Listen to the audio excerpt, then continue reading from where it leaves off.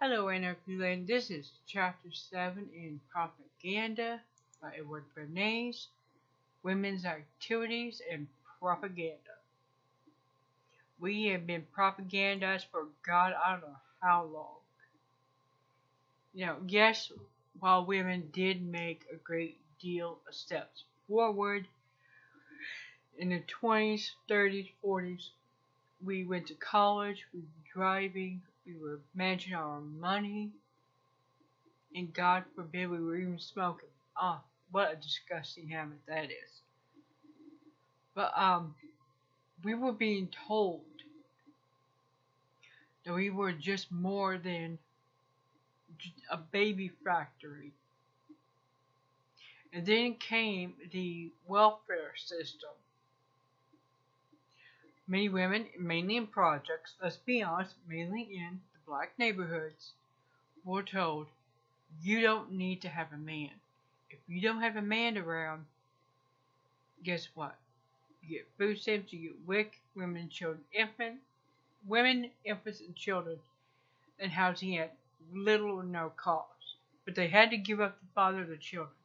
The father was the prime breadwinner, and he was usually the strong hand in the house.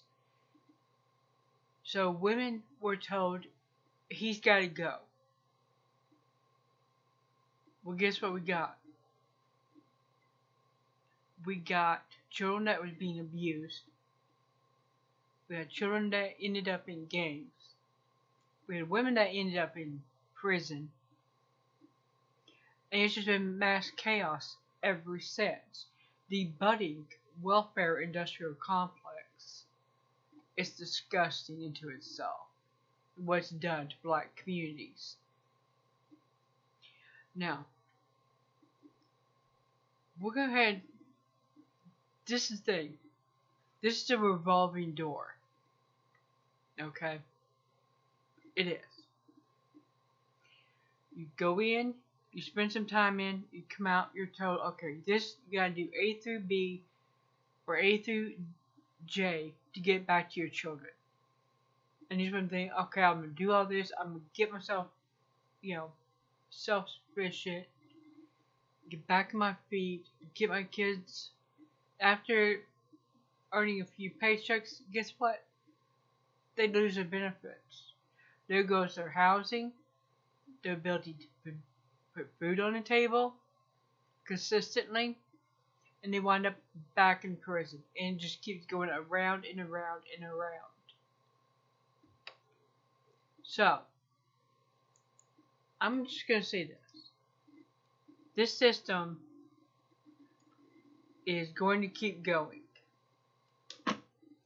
As long as we're willing to let it keep going, it will keep going.